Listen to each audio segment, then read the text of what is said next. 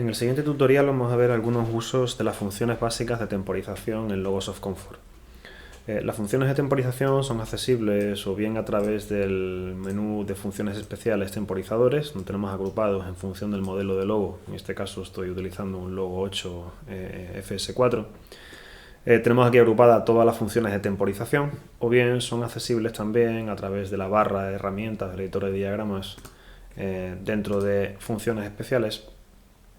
Están agrupadas también desde esta primera hasta esta última, que es cronómetro. Aquí el único inconveniente es que tenemos que tener un conocimiento del símbolo gráfico que representa cada elemento de cara a insertarlo con rapidez, pero tenemos la ventaja de que son mucho más accesibles. Bueno, vamos a ver cómo funcionan algunos de los temporizadores. En primer lugar vamos a ver tres temporizadores muy básicos, que son los de retardo a conexión, desconexión y conexión-desconexión. Añadiremos también quizás en ese grupo el de la conexión con memoria por su utilidad de no necesitar alimentación permanente para poder realizar el contaje de tiempos.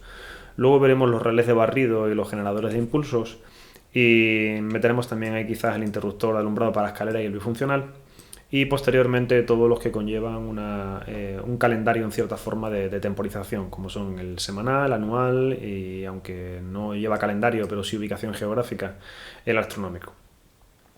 Bueno, en cuanto a temporización de retardo a conexión y desconexión, vamos a ver que son muy simples. El bloque únicamente tiene una entrada de disparador, de trigger, que necesita estar a 1 para que se realice el contaje de tiempos predefinido en el bloque.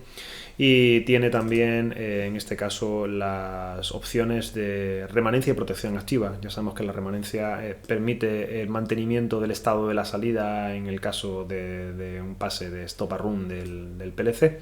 Y la protección activa evita poder realizar el cambio de parametrización del dispositivo a través del display. Como novedad en estos bloques, a diferencia de los que teníamos anteriormente, vemos que tenemos aquí accesible la parametrización del dispositivo, de forma que podemos realizar una interconexión de valores parametrizables entre unos y otros bloques, que veremos también posteriormente en otros tutoriales. Vemos que estos conectores además son un poquito más gruesos que los conectores digitales que vamos a usar, de forma que bueno, pues no pueden conectarse entre ellos. Sí entre conectores gruesos para hacer el pase de parámetros de uno u otros bloques de función. Bueno, vamos a ver cómo funciona un temporizador a la conexión simple.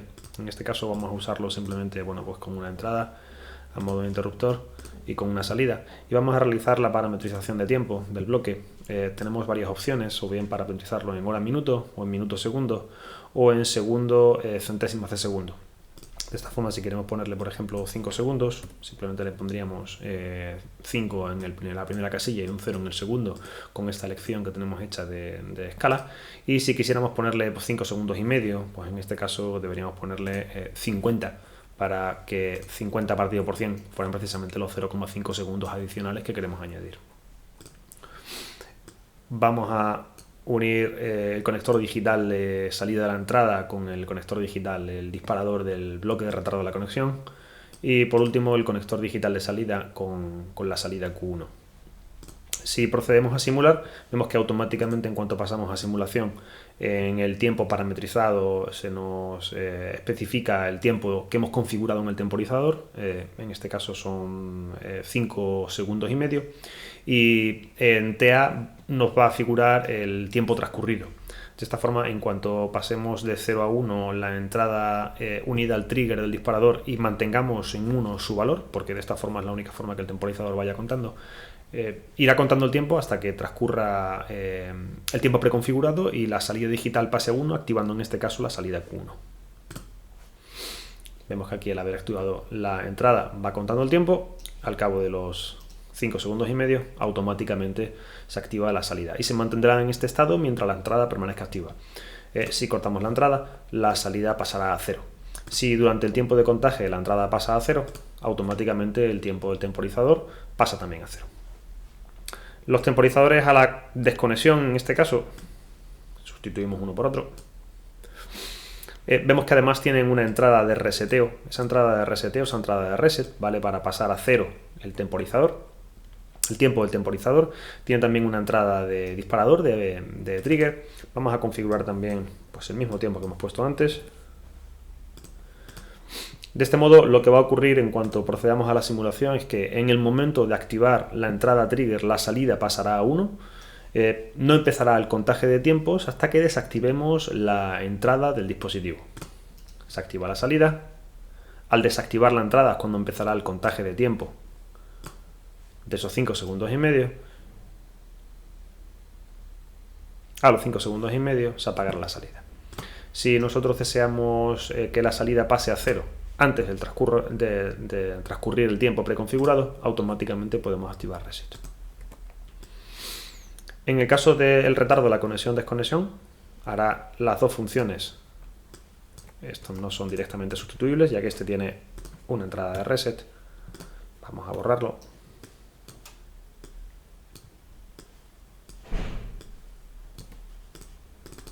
Vamos a ponerle un tiempo de conexión de 4 segundos y de desconexión de 3.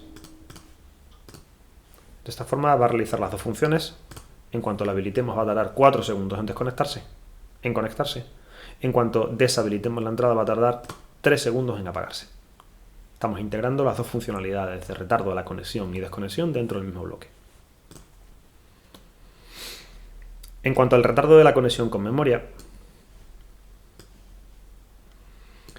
en este caso, a pesar de lo que pudiera sugerir el retardo de la conexión con memoria, no es que almacenemos el valor de tiempo en el momento en que cortemos la alimentación para iniciar una conexión posterior a partir de ese último tiempo registrado, sino que lo que estamos haciendo es que es suficiente con un pulso de activación en un ciclo de scan para que el temporizador comience el contaje de tiempo preconfigurado. Al cabo de ese tiempo se conectará la salida.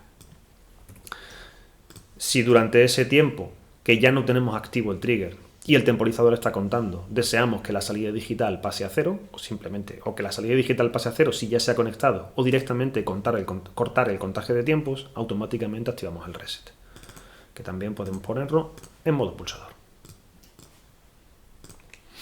De esta forma, simplemente con un pulso se inicia la temporización, con otro en reset se corta. Cuando lleguemos a 5 segundos y medio, automáticamente se activará la salida. Tenemos la ventaja en estos temporizadores, la ventaja en función de la situación que tengamos, de que no necesitamos una alimentación permanente de trigger para que el temporizador realice el contaje de tiempos. En el momento en que le llegue un pulso, automáticamente el temporizador, sin estar permanentemente alimentado a través de la entrada trigger, realizará el contaje de tiempo y al cabo del tiempo preconfigurado activará la salida. En el caso del relé de barrido, vamos a ver al menos el relé de barrido con salida de impulsos. Es un temporizador que lo que hace es que realiza la conexión de la salida desde el momento en que recibe la activación durante el tiempo preconfigurado. Si es de salida de impulsos, tal y como lo tenemos aquí configurado, y no es disparado por flancos, que veremos ahora posteriormente, necesita alimentación permanente en la entrada para poder conectar la salida durante ese tiempo. De esta forma, si lo configuramos a 3 segundos, lo que estamos haciendo es que al activar la entrada, la salida permanecerá conectada durante 3 segundos. Al cabo de esos 3 segundos se desconectará. Necesita alimentación permanente, naturalmente. Tenemos aquí uno en modo pulsador. Lo que vamos a hacer es configurarlo en modo interruptor.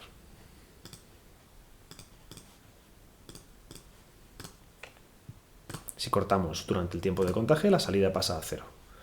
Si mantenemos la alimentación en trigger, a los 3 segundos se apaga la salida.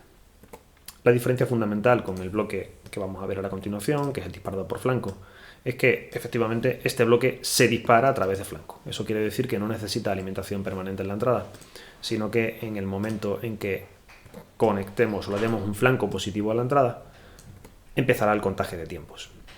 Tiene también una novedad, y es que me permite también, aparte de la duración del impulso que hemos configurado antes, darle una duración de impulso pausa. Eso quiere decir que desde el momento en que reciba el pulso empezará el contaje de tiempo de pausa y al cabo de ese tiempo de pausa conectará la salida digital durante el tiempo especificado en duración de impulsos.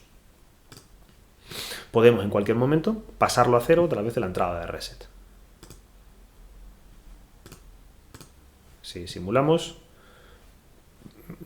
vemos que tenemos I2 configurado en modo pulso, en modo pulsador. Recibe un pulso, empieza el tiempo de pausa, 2 segundos de tiempo de pausa, 3 segundos de tiempo de conexión. a los 3 segundos de tiempo de conexión, la salida digital pasa a 0. Si durante o bien el contaje de tiempo de pausa o bien el contaje de tiempo de impulso, la entrada reset se habilita, la salida digital del bloque, y por tanto en este caso la salida Q2, pasará a 0. Otro bloque especialmente útil en este caso es el generador de impulsos asíncrono. Este generador de impulsos asíncrono nos permite, vamos a introducir otras dos entradas digitales, una para la habilitación del bloque y otra, en este caso, para la inversión de tiempos.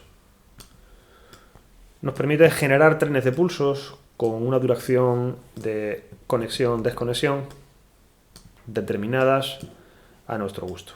Eso quiere decir que si, por ejemplo, nos interesa tener una salida digital conectada durante un tiempo determinado y desconectada durante otro tiempo determinado de forma repetitiva, es decir, generando de esta forma un tren de impulsos, podemos hacerlo a través de la configuración de esta función.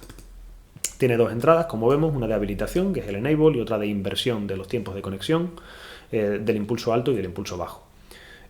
Vamos a darle, por ejemplo, impulso alto pues 3 segundos y de impulso bajo 2 segundos. Eso quiere decir que desde el momento en que nosotros habilitemos la entrada, la salida digital va a estar 3 segundos a 1, 2 segundos a 0, 3 segundos a 1, 2 segundos a 0. Vamos a configurarlo en modo interruptor, muy importante mantener la alimentación del bloque. Si durante el tiempo de funcionamiento, es decir, durante el tiempo en que enable esté a 1, nosotros activamos también la inversión, se invierten los tiempos de umbral alto y umbral bajo. Eso quiere decir que si hemos puesto 3 segundos a 1, 2 segundos a 0, en el momento en que activemos la inversión, pasará en 2 segundos a 1, 3 segundos a 0. Ahí lo tenemos, acabamos de activar la inversión. De esta forma, ahora el impulso largo es el bajo y el impulso alto es el corto.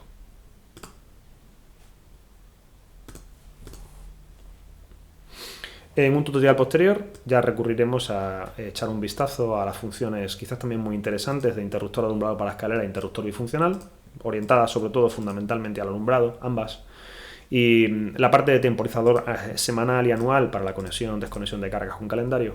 El reloj astronómico muy importante también de cara a los sistemas de alumbrado que dependen de, en este caso, una ubicación geográfica con variaciones en la salida puesta de sol a la hora de funcionar, e incluso también la función de cronómetro que nos va a permitir, bueno, pues volcar tiempos configurados por operador, en este caso, con más o menos exactitud en función de lo que queramos, a bloques de función internos de programa, para que de esta forma no sea necesario meternos directamente en programa y cambiar unidades de tiempo sin necesidad, porque de esta forma el operador podrá configurarlo de forma aproximada con el uso de esta función.